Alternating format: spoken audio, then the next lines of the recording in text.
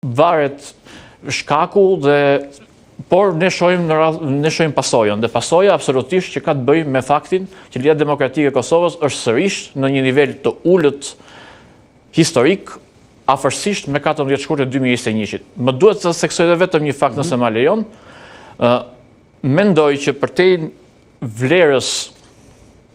në numër që ka sonte Nisma Social-Demokrate, gabimi ose i Partisë Demokratike të Kosovës, ose i Aleancës për Armërinë e Kosovës, për te momenti do t'ishte që paktën njëra nga këto dy parti politike, në një strategji fare të thjesht elektorale, mund ta kishin përfshirë dhe Nisma Social-Demokrate si pjesë. Nisma Social-Demokrate ishte një parti e cila në natyrshmëri dhe në vokacion ishte më afër këtyre dy partive, në raport me Lidhjen Demokratike të Kosovës, duke konsideruar padyshim dhe të gjithë historikun dhe rrugtimin politik së cilës prej partive, sepse ajo përqindje që sot duket e parëndësishme përsa i takon Nismës, e integruar në një mundësi koalicioni me njëra për këtyre dy partive që përmenda, mund të prodhonte dhe një sinergji për një numër ndoshta më të madh përsa i takon njërës apo tjetrës parti që do të kishte pasoj edhe të numri i partisë parë. Ndoshta Limajnë e prekim më vete, le të qëndrojmë të pak të KLDK-ja. Zonë Lama, u duk që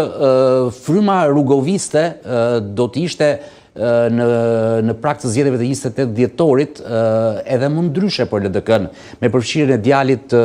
ish presidentit Ibrahim Rugova në listën e kandidatëve për deputet, Uk Rugovës, apo ndodhi dhe kundërta mbas zgjedhjeve lokale kur u konfirmua në Prishtinë për parim Rama, është folur për përplasjen e këtij të fundit me kreun e LDK-s Abdi Xhiku. Nuk jam në dieni të kësaj përplasje, domethënë të fakteve